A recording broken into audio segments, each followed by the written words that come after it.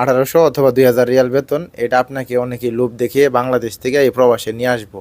আপনার কোনো যোগ্যতা নাই, আপনি ক্লিনের কাজ করবেন, 1800 রিয়াল পাবেন, 8 ঘন্টা ডিউটি করবেন। কিন্তু বেতন যে কই যাব আপনি কিন্তু নিজেও খুঁজে পাবেন না।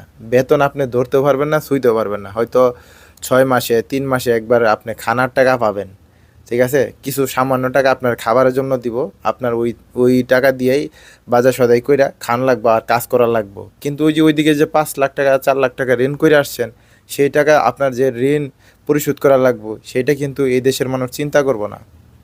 তো এই রকম যদি কেউ লোভ দেখায়, সাপ্লাই কোম্পানি বিশেষ করে, যে আপনার কোনো যোগ্যতা নেই, আপনি বাংলাদেশের 50,000 টাকা 60-70 হাজার টাকা ইনকাম করতে পারবেন প্রবাসে আইসা, এটা হচ্ছে ভুয়া। নতুন অবস্থায় আপনি কম বেতনে আসেন, ভালো একটা কোম্পানিতে আসেন, ঠিক আছে। সাপ্লাই কোম্পানির মধ্যে অনেক ভালো কোম্পানি আছে, সাপ্লাইয়ের মধ্যেও, যেগুলাতে আসলে আপনি বেতন পাবেন। কিন্তু আপনি যদি একটু যাচাই করে